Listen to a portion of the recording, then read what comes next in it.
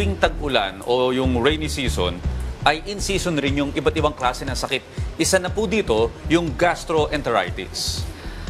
Tama ka dyan, Audrey. At kaya naman pag-uusapan po natin ngayon dito sa Sinidoc kasama si Dr. Lala Sanchez mula po sa Diplomate Philippine of Occupational Medicine.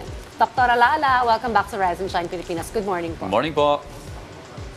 Pagkwenta yan sa mga nanonood ng Rise and Shine Pilipinas. O ito Dr. Lala, ano po ba yung gastroenteritis para sa kaalaman ng ating mga nanonood? Ano po bang nangyayari sa tiyan kapag meron po nito? Ang gastroenteritis is a disease state kung saan meron kang na-ingest or nakain na contaminated food or water, or pwedeng nahawa ka sa tao na meron din nito. So nagkakaroon kayo ng nausea, ng vomiting, ng diarrhea, yan, pagsakit ng tiyan, lagnat, at saka pagsakit ng katawan. Ano po ang pwedeng cause po nito? At nabanggit nyo, pwede natin itong makuha to someone na meron na nito. So nakakahawa ba ito, Doktora? Yes. Kasi ngayon sa panahon ng tag-ulan, uso ngayon yung tinatawag na stomach flu, no? Ang nagkakos nito ay either rotavirus, ito yung common sa children, or norovirus, ito yung common naman sa mga matatanda. Okay? So, ito is merong incubation period na halimbawa may nakain ka or contaminated food, 24 to 48 hours ng incubation period, pwede kang mahawa pagka nakakain ka ng mga pagkain na contaminated ito ng virus, or meron kang kasama sa bahay or mga katrabaho na merong simptomas sa katulad nito. Okay, ano po ba, Dr. Lala, yung common na pagkain na pwedeng pagmulan nito? Ito po ba yung mga napanis na o ito yung mga prito-prito sa mga kalsada na itinitinda na minsan hindi talaga hygienic yung pagkaka-prepare?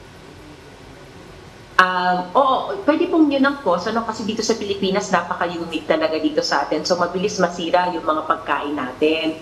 So pwede pong sa tubig na ininom, dahil syempre pag tag-ulan, minsan contaminate yung ating mga iniinom na tubig, or yung ating food hindi properly prepared, or minsan kasi sa atin mismo sa bahay, di ba? Pag nag-chop tayo ng mga prutas, gulay, at saka yung mga meat, dapat isine-separate natin kung saan tayo nag-chop. Na dapat kung gulay mo lang ilalagay sa chopping board, or pag fresh meat, doon lang sa fresh meat, kasi minsan nahahaluan ito.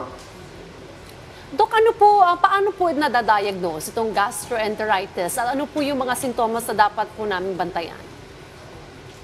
So, para ma-diagnose sa bahay, usually kasi pag viral gastroenteritis, katulad ito ng stomach flu, dapat yung bantayan yung pagsusuka, yung diarrhea, tapos yung pag-fever, yan, yung madalas na pananakit ng tiyan. Ito yung parang pag nadudumi ka, yung parang sobrang crampy, sobrang humihilab yung tiyan. Yun yung mga sintomas ng gastroenteritis.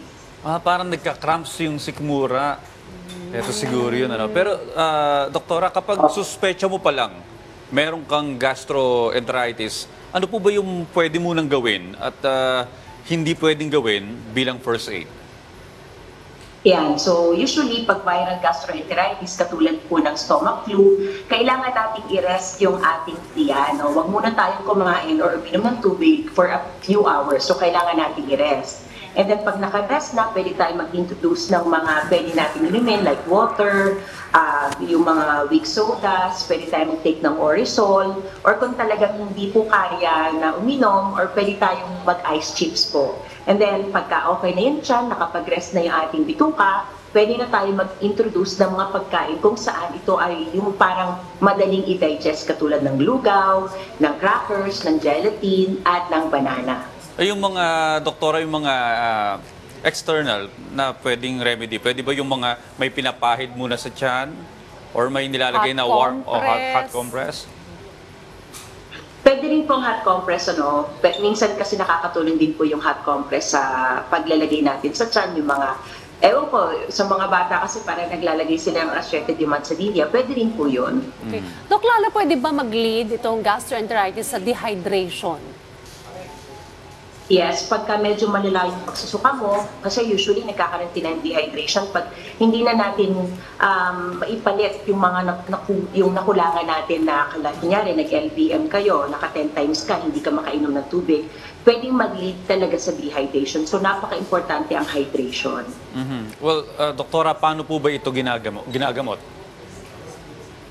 So pag viral enteritis, yun lang po, yung katulad ng sinabi ko, kailangan mag-rest kasi pag virus po, yung ating katawan talagang parang machine niya na may kakayanan upang paalisin yung virus. Pero kung ito po ay mga bacterial infection, kailangan pong mag-take ng antibiotics. So pag medyo malala na po yung pakaramdam nyo, yung talagang persistent yung headache, talaga namihina na yung patient, nakakailang dumi or suka na, kailangan nyo na pong dalhin sa hospital para po mabigyan ng lunas, like lalagyan po natin ng swero, magbibigay tayo ng mga antibiotics kung kinakailangan.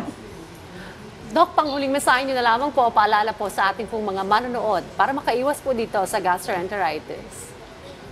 So para makaiwas dito sa stomach flu na tinatawag or viral gastroenteritis, number 1 po is yung hand washing ninyo. Make sure na yung paghuhugas ng kamay is more than 20 seconds. So ikalawa is maglinis po tayo ng mga isanitize natin yung mga lagi natin hinahawakan lalo kung nasa labas tayo dahil pwede itong makontaminate. Ikatlo is i-prepare po ng maayos yung ating pagkain. I-separate yung raw meat doon po sa mga fresh na vegetables. Ikaapat po is mas maganda din po kung nagtitake tayo ng probiotics para mas malakas yung ating bituka. And yung pinaka panglima is dapat mag-ingat po tayo sa ating mga kinakain or iniinom. Ayan, tama, no? Probiotics. May ano naman yan, mga over-the-counter, tsaka may mga naiinom dyan na nabibili para pang-protect na rin ng ating sikmura. Well, maraming salamat po sa libreng telemed, Dr. Lala Sanchez. Salamat po and see you again, Thank you so Doktora. much. Thank you, Doc. See you.